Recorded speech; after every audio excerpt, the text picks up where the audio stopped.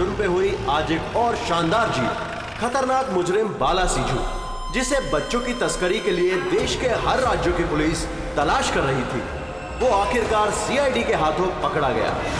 अब सीआईडी की टीम बाला से पूछताछ करेगी और बाला के इंटरोगेशन का वीडियो बना के उसे सबूत के तौर पर अदालत में पेश करेगी, ताकि बाला को सख्त से सख्त सजा दी जा सके।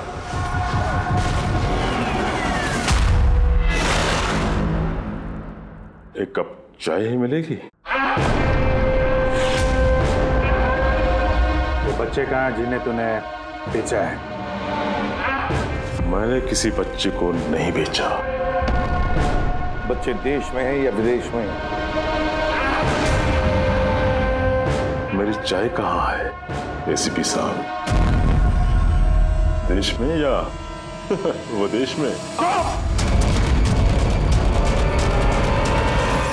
बाला, उन बच्चों को सही सलामत उनके माँ बाप तक पहुंचाने की कसम खाई है हमने। अगर उनको कुछ हुआ ना, तो तेरे साथ वो करेंगे जो तू सपने में भी सोच नहीं सकता।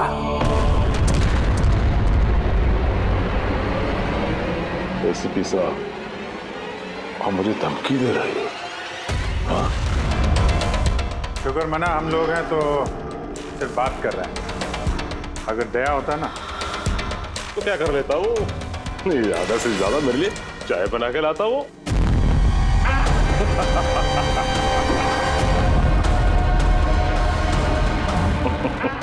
नीचे का। अरे मैडम जी, आप ही मेरे लिए चाय बना के ले। वैसे भी औरतों का काम रसोई घर में होता है, ये सीआईडी में कहाँ कर रहे हो आप? तेरी तो और अगर मुझे मैडम जी के हाथ की चाय अच्छी लगी, हाँ, तो मैं इनसे शादी करने के बारे में भी सोच सकता हूँ। वकील साहब, ये हद से ज्यादा बढ़ रहा है। क्यों? तुझे इतनी प्रॉब्लम क्यों हो रही है अबे? हाँ? तेरा इस मैडम के साथ कोई चक्कर वक्कर है क्या? ये आपने क्या किया? मेरे क्लाइंट पे हाथ उठाया आपने?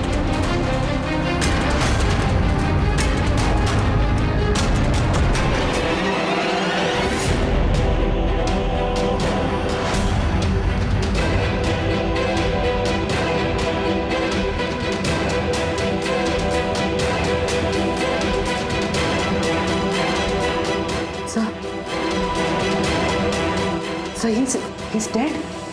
क्या?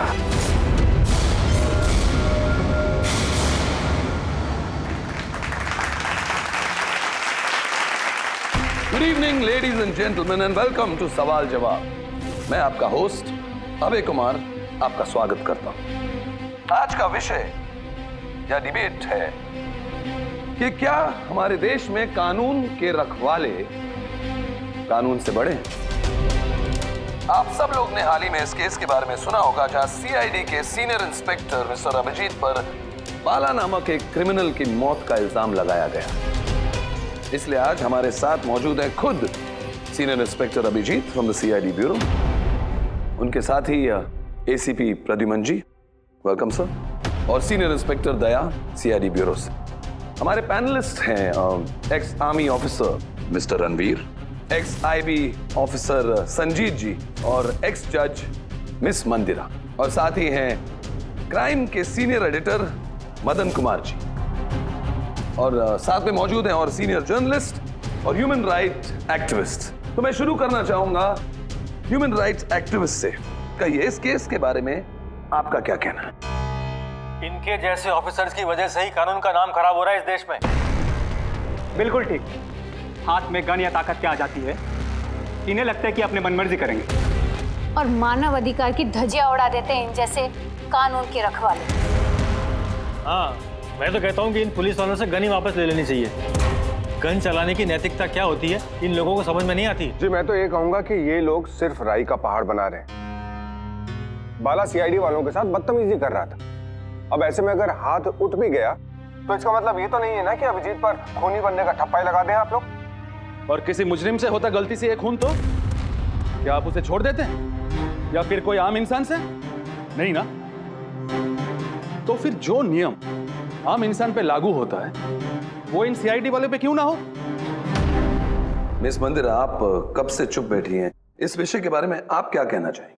अभी जी मैं चुप इसलिए हूँ क्योंकि जिस सीआईडी टीम की बहादुरी की मिसालें लोग देते हैं उनको आज यहाँ अपमान करना ठीक है क्या? देखिए, मेरे हिसाब से इस बहस का कोई अंत नहीं है कि अभिजीत सही है या गलत। ये सब अपने अपने नजरिए पे डिपेंड करता है।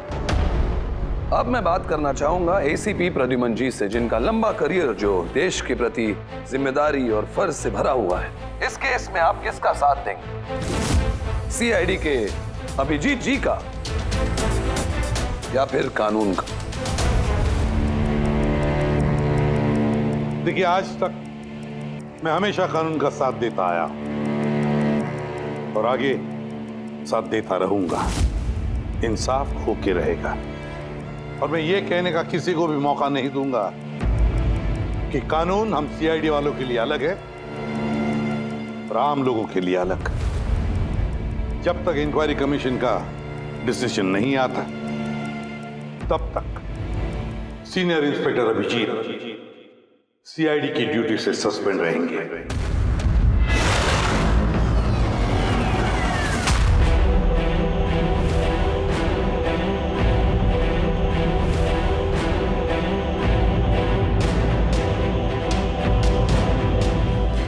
एक मिनट सर।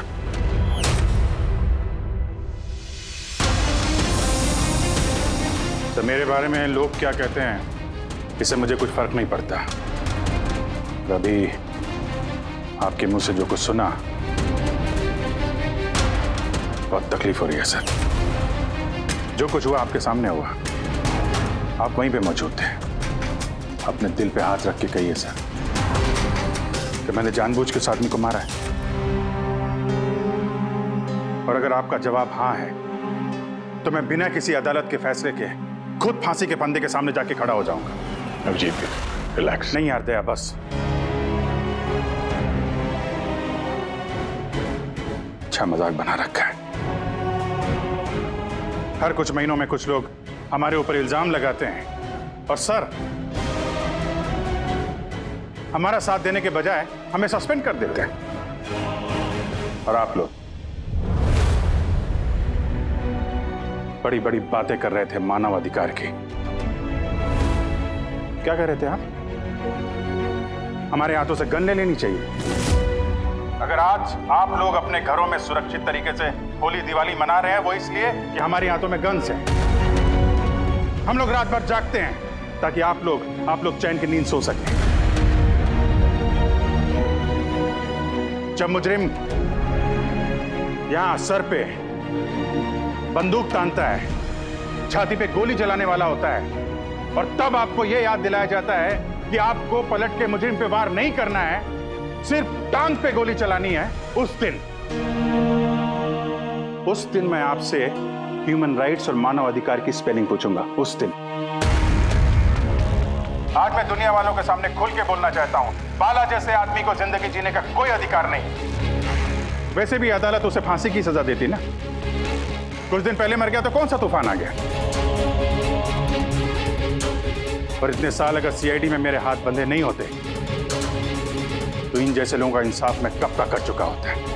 और वैसे भी ऐसे कानून का क्या फायदा है जो मुजरिमों को सजा नहीं दे सकता। और वो कानून मुझे क्या सस्पेंड करेगा? मैं खुद सस्पेंड करता हूं ऐसे कानून को।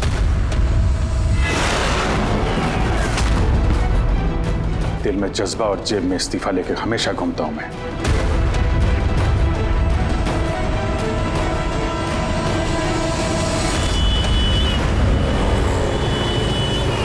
अरे यार, हम लोग तो दोस्त हैं यार, दोस्त। अरे मेरे दोस्त, क्या चाहिए आपको आज?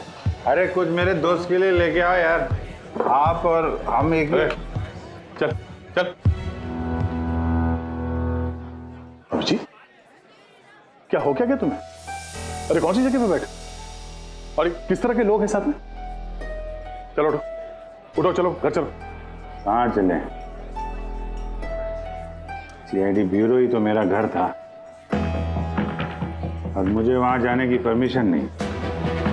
सर सब ठीक हो जाएगा सर, आप यहाँ से चलिए।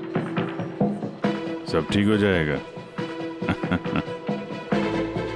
इससे ज्यादा और क्या ठीक होगा? और अब मैं सीआईडी ऑफिसर नहीं हूं। कोई भी ह्यूमन राइट्स वाला, कोई भी इंक्वायरी कमीशन मेरा कुछ नहीं बिगाड़ सकती। सारे मुजरिमों को एक एक करके मार डालूंगा मैं, और तुम लोग भी मेरा कुछ नहीं कर सकते। और ना वो तुम्हारा एसीपी प्रद्युमन। जाओ उसके पास जाओ तुम लोग, मुझे तुम लोगों की शक्ल नहीं देखनी। जाओ। अभिजीत, तुम होश में भी हो? तुम्हें पता है तुम क्या बोल रहे हो?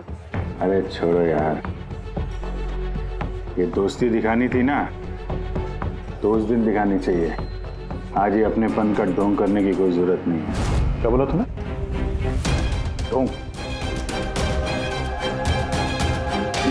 तुम्हें ये ढोंग लग रहा है? और क्या? सही है, एकदम सही है। सर जाओ जाओ, तुम भी निकलो।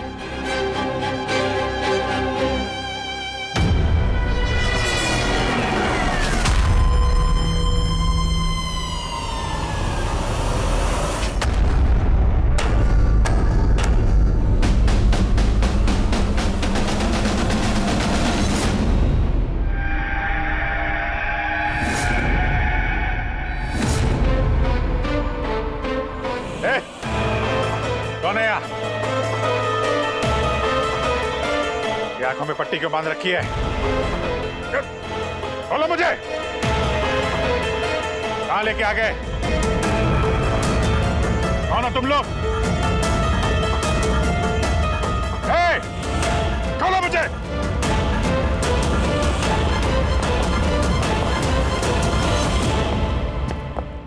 कौन हो तुम लोग? पट्टी खोलो।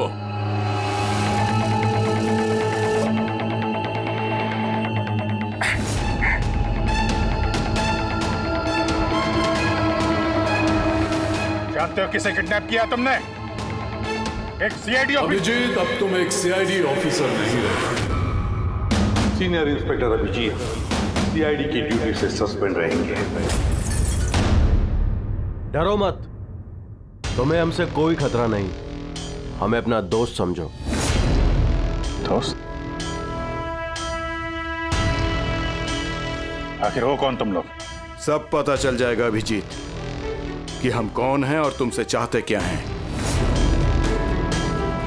वहां अंधेरे में छुप के क्यों खड़े हो? हिम्मत है तो सामने आओ। हम अंधेरे में इसलिए हैं क्योंकि ये देश और समाज रोशनी में हमें हमारा काम करने नहीं देता। क्या मतलब? हम भी तुम्हारी तरह कानून के रखवाले हैं, लेकिन तुम कानून के दायरे में रह के काम करते हो और हम उसके बाहर। हम सीधा मुजरिमों का इंसाफ करते हैं, न कोर्ट, न कचहरी, न इंक्वायरी कमीशन, सीधे सजाए मौत। एक मिनट, ये तुम लोग क्या कह रहे हो? मैं कुछ समझ नहीं पा रहा हूं। पहचानते हो इसे? ये तो मालविका है, कहने को सोशलाइट, लेकिन कई आतंकवादी गतिविधियों से जुड़ी हुई है ये। Good, next. Rangan Banga real estate का बिजनेस दिखाने के लिए और उसकी आड़ में ड्रग्स का लेन देन। विलियम? ये तो विलियम है। 7 मर्डर का इल्जाम है इसके ऊपर। That's right. मगर मुझे क्यों दिखा रहे हो इनकी तस्वीरें? मुझसे क्या चाहते हो? बताते हैं। पहले तुम जरा ये बताओ कि अगर तुम्हें ये पता चले कि इन मुजरिमों को कानून कभी सजा दे नहीं सकता, तब तुम क्या करोगे? अगर इनको कभी सजा नहीं मिल पाई तो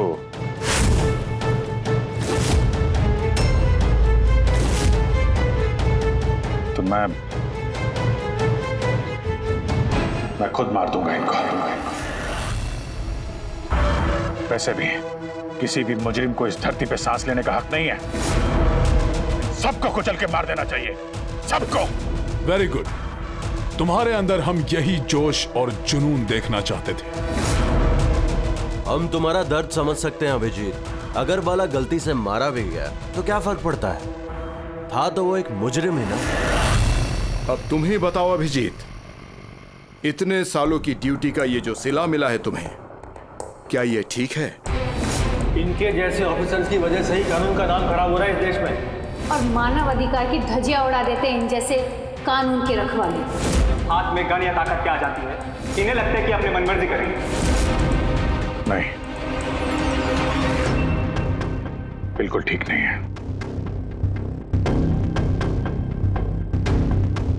सिर्फ मैं ही जानता हूं सम्मान का घूंट पीने से क्या बीत रही है मुझ पे, किस आग में चल रहा हूं मैं। हम समझते हैं अभिजीत, इसलिए तो तुम्हारी तरफ दोस्ती का हाथ बढ़ा रहे हैं। हमारे गैंग का काम है उन मुजरिमों का सफाया करना जिन्हें अदालत ने खुला छोड़ रखा है। बनोगे हमारे गैंग का हिस्सा? सोच क्या रहे हो अभिजीत? हमारा साथ दोगे या फिर उस सिस्टम का जिसने अनजाने में हुए एक हादसे के लिए तुम्हें सजा दी? मैं नहीं जानता कि तुम लोग कौन हो, पर जब लड़ाई जुर्म और मुजरिमों के खिलाफ है तो अभिजीत का जवाब हमेशा हाँ है। पर इससे पहले तुम्हें अपनी वफादारी की परीक्षा देनी होगी। वफादारी की परीक्षा? कौन है आदमी? छगन आज तक 5 औरतों को मार चुका है ये, और अदालत ने इसे दिमागी रूप में बीमार करार देकर रिहा कर दिया। लो रिवॉल्वर और चलाओ गोली।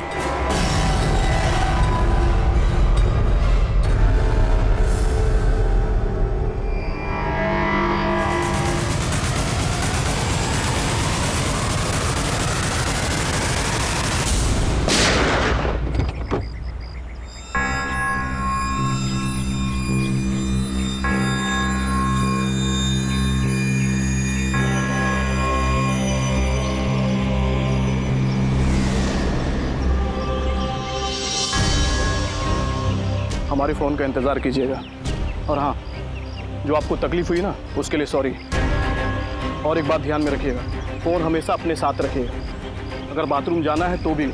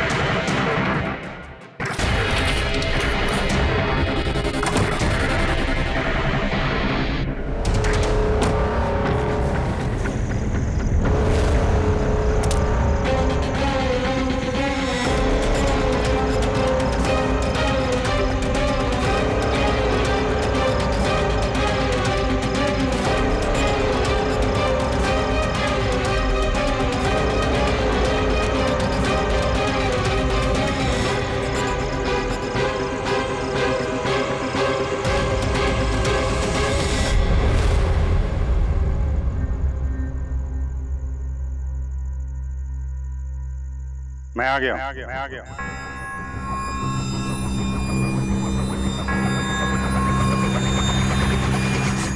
हमारा अंदाजा सही निकला। मतलब जो कहानी हमने फैलाई थी वो मान लिया उन लोगों ने। और चारा ही क्या था, जिस जाल में वो लोग फंसे हैं उसे हमने 1 महीने पहले ही फेंका था। सर, इतने खतरनाक मुजरिमों का एक के बाद एक कैसे खून हो जाना, ये संयोग नहीं हो सकता सर। सर, इन सब मुजरिमों का ये नया दुश्मन कहाँ से आ गया? आ गया या आ गए, इन पांचों का कोई एक ही दुश्मन होना जरा मुश्किल लगता है। पर सर, अलग अलग दुश्मन है तो फिर सबने एक साथ हमला कैसे किया? पूरी लोग अलग अलग हो सकते हैं, लेकिन गैंग एक ही है, मकसद भी एक ही, बुरे लोगों का खात्मा करना। लेकिन कानून को अपने हाथ में लेकर अलग अलग शहरों पे अलग अलग टाइम पे खून करना, इतनी लंबी प्लानिंग किसी एक आदमी के बस की बात तो नहीं है। बिल्कुल ठीक कह रहे हो अभिजीत। लगता है कुछ मिल गया तुझे, हैं? हाँ बस। क्या? बस इसमें कोई एक खूनी नहीं है, क्योंकि अधिकतर हर एक खूनी का खून करने का अपना एक खास पसंदीदा तरीका होता है, लेकिन यहां पर ऐसा नहीं। ये देखो, इसे गोली मारी गई है, गोली बहुत दूर से मारी गई है, लेकिन गोली सीधी जाकर के दिल में लगी है, 1 इंच भी इधर उधर नहीं। दूसरा, इसे मार्शल आर्ट के किसी एक खास मूव से मारा गया है, बहुत ही खतरनाक, एक झटके में चित। और ये तीसरा मर्डर? ये तीसरा, इसे जहर से मारा गया है, एक खास नुकीली चीज से जहर इंजेक्ट किया गया है सीधा आर्टरी में, जहर तुरंत खून में मिल गया और ये खत्म। तो तीसरा मर्डर भी किसी एक्सपर्ट ने किया है सर? हाँ, ये पहला शार्प शूटर, दूसरा मार्शियल एक्सपर्ट और तीसरा खास तरीके से जहर का इंजेक्शन देने वाला। ये जो भी है, इन्होंने अलग अलग तरीके से जान लेने की ट्रेनिंग पाई है, जैसे कोई स्पेशल एजेंट। और शायद इस गैंग में इस तरह की सोच रखने वाले और भी लोग शामिल होंगे जो समाज से मुजरिमों को मिटाना चाहते हैं। सर, अगर ये लोग इतने एक्सपर्ट हैं तो ना ही कोई सुराग छोड़ेंगे, ना ही कोई पहचान। इन तक पहुंचेंगे कैसे? लोहा लोहे को काटता है पूर्वी, इन लोगों के गैंग तक पहुंचने का एक तरीका है, बाला की मौत का नाटक। सब कुछ प्लान के मुताबिक चल रहा था सर। फिर उन्होंने मुझे एक आदमी के ऊपर गन तान के ट्रिगर दबाने को कहा। और तुमने ट्रिगर दबा दिया? Yes sir. क्या मतलब है ये सब? हाँ? कहा था ना हमने, तुम्हारी परीक्षा ली जाएगी ये देखने के लिए कि तुम इस काम को अंजाम दे सकते हो या नहीं। मुझे किसे मारना है? एक ऐसा इंसान जो इंसान कहलाने के लायक भी नहीं है, देश के उत्तरी राज्यों में ड्रग्स का धंधा करता है और न जाने इसकी वजह से कितने नौजवान अपनी जिंदगी बर्बाद कर चुके हैं। उसका नाम? अपने आप को बहुत बड़ा बिजनेसमैन समझता है, लेकिन ड्रग डीलिंग ही उसका असली काम है। एक बार वो शहर में वापस आ जाए, बस उसके बाद उसका काम तमाम। नाम में क्या रखा है?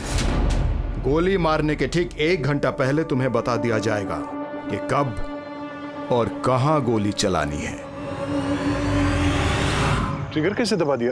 उसे कुछ हो जाता तो, मारा जाता तो? नहीं दया, कुछ नहीं होता। वो गन के वजन से मैंने अंदाजा लगा दिया था, अंदर कुछ गोलियां वोलियां थी नहीं।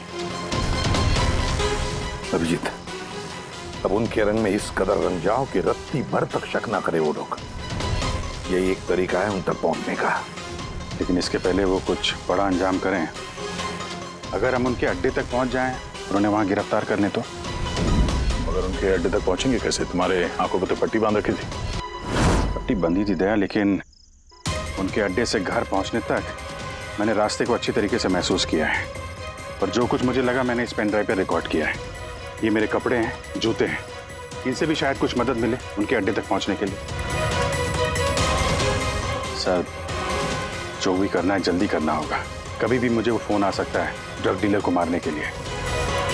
मैं नहीं चाहता कि ऐसा कोई काम करूं जिसकी इजाजत मुझे देश का कानून नहीं देता। जब तक कानून नहीं कहे हम किसी की जान नहीं ले सकते, फिर वो चाहे मुजरिम ही क्यों ना हो।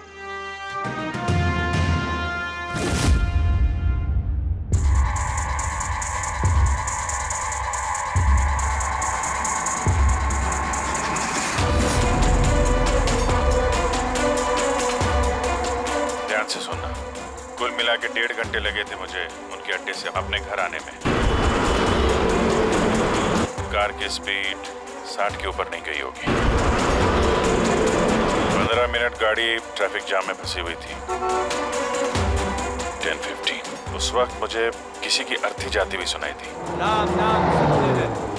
और हाँ, जब हम अड्डे से निकले थे तो वहाँ कहीं मंदिर में आरती हो रही थी लाउड स्पीकर पर। और कुल मिला के 6 ट्रैफिक सिग्नल पे गाड़ी रुकी थी और कुछ 5 फ्लाईओवर्स थे और हर फ्लाईओवर को क्रॉस करने में करीब 40 से 45 सेकंड लगते। रेलवे स्टेशन और एक फ्लाईओवर के नीचे रेलवे स्टेशन था जहाँ पे ट्रेन की अनाउंसमेंट हो रही थी। सर आप अंदर। सर ये देखिए, अनिकेत कुमार सर, सीबीआई ने अभी थोड़े दिन पहले इससे बातचीत भी की थी। सर देश के कई जगहों पर ये ड्रग्स का धंधा करता है। अभी कहाँ है? सर वो फ्रेडी सर देख रहे हैं। सर ये पैडी है, धान। ओह, ये पैडी है, वो जो तुम अभिजीत की कमीज पर से लेके आई थी, और रेशा वो एक गनी बैग का रेशा, किसी बोरी का। मतलब पैडी और बोरा, इसका मतलब ये कोई गोदाम है। गोदाम को अपना अड्डा बना रखा है उन लोगों ने। कोई ऐसा गोदाम जहां पर अनाज रखा जाता है, या फिर कोई ग्रेन मिल। सर ये रूट लिया उन लोगों ने। ये रूट ठीक वैसा जैसे अभिजीत सर ने बताया था, विरार की तरफ जाता है ये। गुरजापुर में। हाँ डॉक्टर साहब, क्या अभिजीत को अनाज के गोदाम में रखा गया था? अनिकेत आज सुबह ही ग्रीस से वापस लौटा है, अभी तो वापस नहीं आया। अच्छा, अब गैंग वालों का फोन आएगा अभिजीत को, आएगा फोन।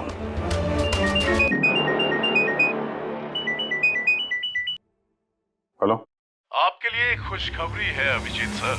जिस घड़ी का आपको इंतजार था वो आ गई है। आज आपके शुभ हाथों से एक मुजरिम को सजा मिलेगी। ठीक 1.5 घंटे के बाद एक काले रंग की गाड़ी आएगी आपके पास और बता देगी कि आपको किस पे और कहां गोली चलानी है। मगर राइफल कौन सी है? क्या फर्क पड़ता है राइफल कौन सी है? आपको तो सीआईडी ट्रेनिंग में हर किस्म की ट्रेनिंग दी जाती है ना। मैंने ट्रेनिंग तो मुझे सारे हथियारों की है, लेकिन मेरे पास सिर्फ एक ही चांस है गोली मारने का। तो अगर मुझे पता हो हथियार कौन सा है तो थोड़ी आसानी होगी। RS 451। Okay, RS 451।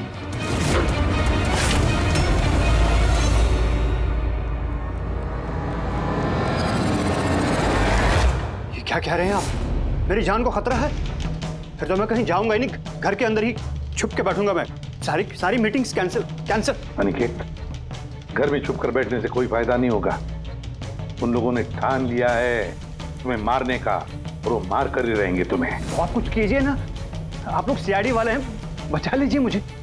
बचा लेंगे हम तुम्हें, सिर्फ इस बार गोली हमारा ऑफिसर तुम पर चलाएगा। तुम्हारे इन कपड़ों के अंदर एक बुलेट प्रूफ जैकेट होगा और कुछ खून के पैकेट्स। अगर निशाना इधर उधर चला गया तो, अगर गोली सर पर लग गई तो? कुछ नहीं होगा, क्योंकि गोली भी नकली होगी। और हाँ, तुम्हें तुम्हारे कर्मों की सजा जरूर मिलेगी, मगर पहले हम तुम्हारे जरिए उस मास्टरमाइंड को पकड़ेंगे। अब बताओ, मीटिंग के लिए कहाँ जाने वाले थे तुम? अगली मीटिंग 1 घंटे में है। एक मॉल के बाहर एक प्रोडक्ट लॉन्च है। मॉल के बाहर? हेलो, मुझे लगता है मिशन कैंसिल करना पड़ेगा। मगर क्यों? बाला जिंदा है।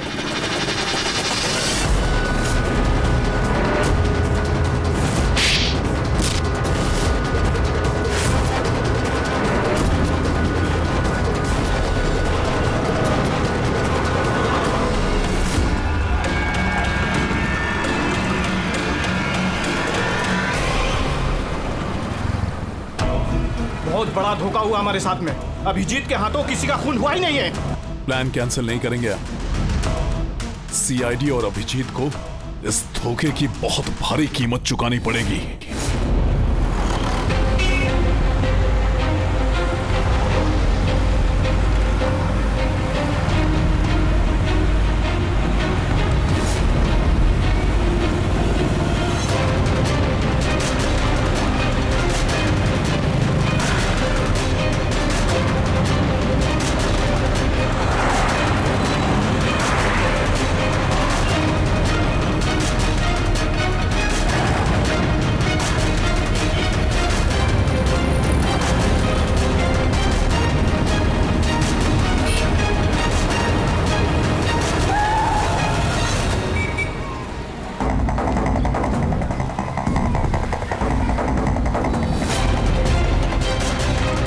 यहाँ पे वो आदमी आने वाला है। पर वो आदमी आया कौन? सब्र रख, पता चल जाएगा। चल तुझे वो जगह दिखाता हूँ जहाँ से तुझे गोली चलानी है उस पर।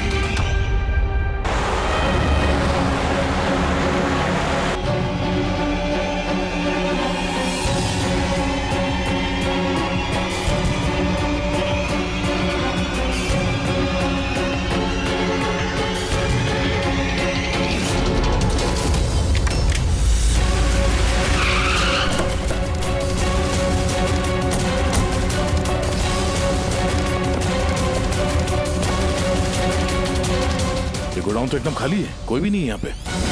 हाँ सर, ये वो गोदाम तो नहीं लग रहा है जिसे हम ढूंढ रहे हैं। ओ भाई साहब, कौन है आप लोग? क्या चाहिए? तुम यहाँ पे काम करते हो? ये गोडाउन को इस्तेमाल कर रहा था क्या? नहीं तो पिछले 2 साल से बंद पड़ा हुआ है और ये गोदाम हमारे बॉस को बेच रहे हैं। अब क्या खरीदने आए? अगर ये वो गोडाउन नहीं है तो फिर कौन सा गोडाउन है?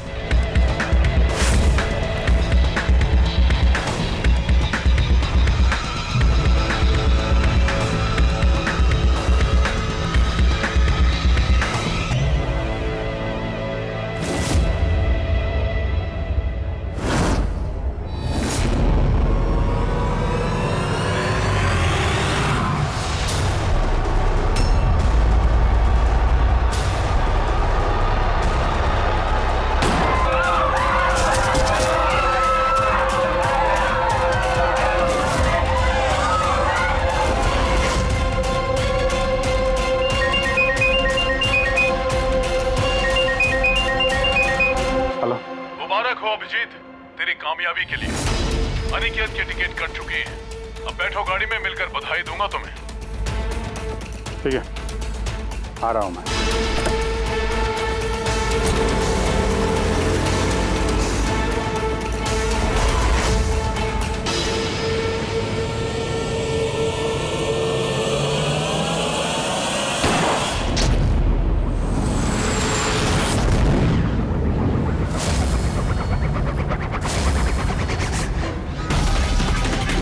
पंकज, पूरा छोड़ना नहीं।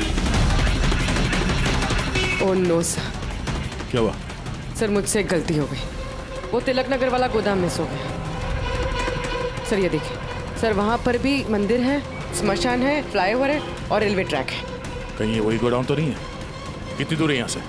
सर ट्रैफिक है तो 40-45 मिनट लगेगा। सर मुझे को पता था हमारे प्लान का। अभिजीत सर नकली गोली चलाने वाले थे। अभिजीत की जान को खतरा है, दया को फोन करना होगा। दया, देखो अनिकेत पर किसने गोली चलाई है, असली गोली। हाँ, अभिजीत की जान को खतरा है। उनकी आईडी का पता चल गया? नहीं सर, ढूंढ रहा हूँ। जल्दी जल्दी दया, टाइम नहीं है हमारे पास।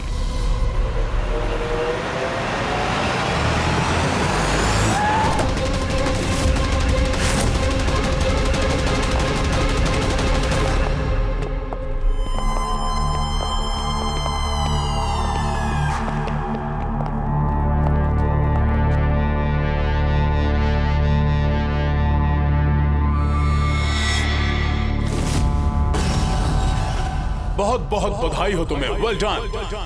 अनिकेत के मौत की खबर हर न्यूज चैनल पर छा गई है और अब तुमने हमारा विश्वास जीत लिया है। इसलिए अब हम अंधेरे से रोशनी में आकर तुमसे अपनी पहचान करवाएंगे।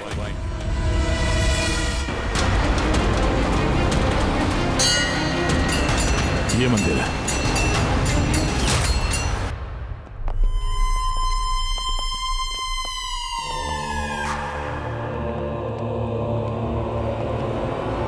पैनलिस्ट हैं ex IB officer Sanjeet ji, ex जज miss Mandira, ex army officer mister Ranveer. Oh, तो आप लोग हैं? हाँ, हम। क्यों? हैरानी हुई हमें देखकर? भूल गए उस दिन जब सिर्फ मैंने तुम्हारा समर्थन किया था?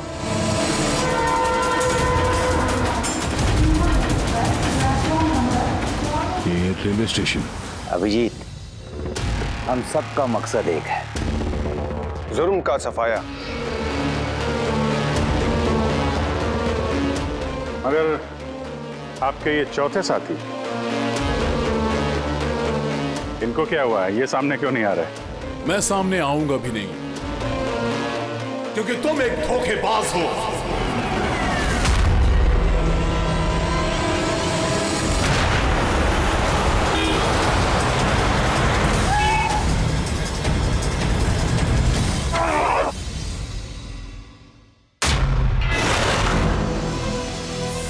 बाला जिंदा है? हाँ, ये जिंदा है, क्योंकि ये सब सीआईडी की सोची समझी चाल थी हमें फंसाने के लिए।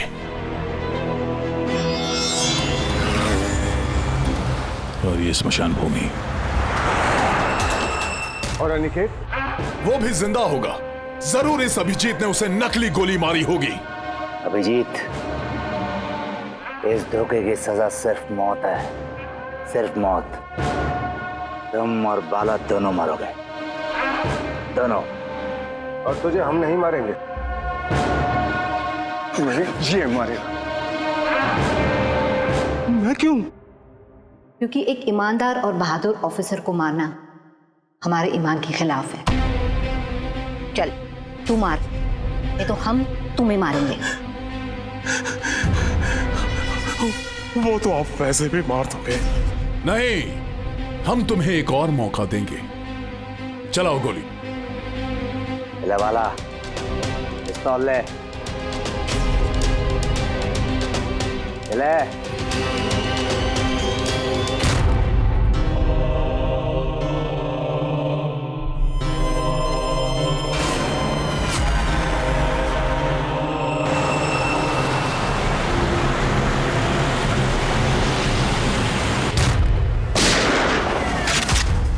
कोई नहीं भागेगा। चल। मैं आपका होस्ट अभय कुमार। हम लोगों ने जो कुछ भी किया उसका हमें बिल्कुल अफसोस नहीं। हम लोग भी देश के लिए कुछ करना चाहते थे, जैसे आप लोग करना चाहते हो। देश के लिए कुछ कर गुजरना बड़ी अच्छी बात है, पर जो रास्ता तुम लोगों ने अपनाया ना, वो गलत है, कानून के खिलाफ है। तो कानून कौन सा 100% परफेक्ट है? ये वही कानून है जिसके चलते इतने सारे मुजरिम समाज में आजाद घूम रहे हैं। उस अनिकेत को भी आपने बचा लिया ना? हाँ, अनिकेत को हमने बचा लिया, सिर्फ गोलियों से, कानून से नहीं, समझे? रही बात परफेक्शन की, तो 100% परफेक्ट कुछ भी नहीं होता है, उसे बनाना पड़ता है। आप लोगों का तरीका क्या परफेक्ट है? क्या गारंटी है इस बात की कि अपनी सनक के चलते तुम लोगों ने सिर्फ गुनहगारों को ही मारा है, किसी निर्दोष को नहीं? अब उसी अदालत के सामने जाकर अपनी शिकायत पेश करना, उस अदालत से जिससे तुम इतने परेशान हो। अब वही अदालत तुम्हारा इंसाफ भी करेगी। अब पता चलेगा तुम लोगों को कि अपने देश के कानून की मर्यादा का एहसास क्या होता है।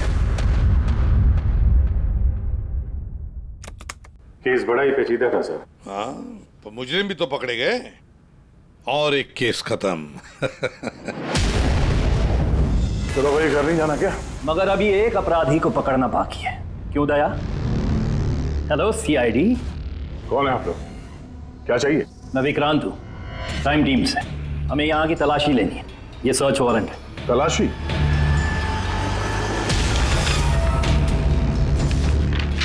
हमारी आप सबसे रिक्वेस्ट है कि आप सब हमारे साथ पूरी तरह से कोऑपरेट कीजिएगा।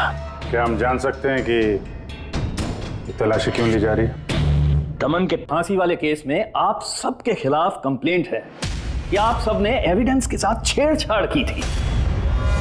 दया हमारे पास है, हमारी जेल में। तो अगर दया को बचाना चाहते हो तो पहले मेरे भाई को बचाना होगा, वरना ठीक 4:30 बजे ना सिर्फ मेरे भाई को फांसी होगी बल्कि सीनियर इंस्पेक्टर दया भी फांसी पर चढ़ेगा। तलाशी शुरू करो। आप सबके फोन रिकॉर्ड्स भी चेक किए जा रहे हैं। अब आप सब पे कड़ी नजर रखी जाएगी।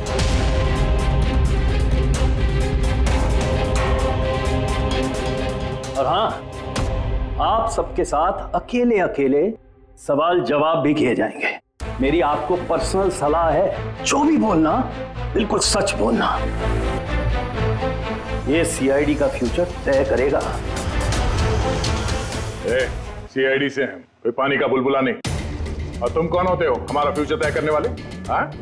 सीआईडी की बुनियाद सच की नींव पे टिकी है। झूठ बोलना हमें आता नहीं। हाँ हाँ पता है, आप सीआईडी वाले हो, पता है।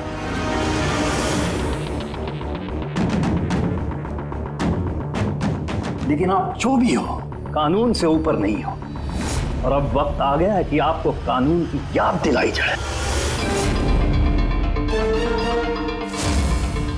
ना पता है हमें, हम कानून से ऊपर नहीं, पर हम कानून के रखवाले हैं। कानून के रखवाले हम सीआईडी वाले, और हम गर्व से कहते कि हम सीआईडी वाले हैं। और हमारे खून का एक एक कतरा सीआईडी को और इस देश को समर्पित है।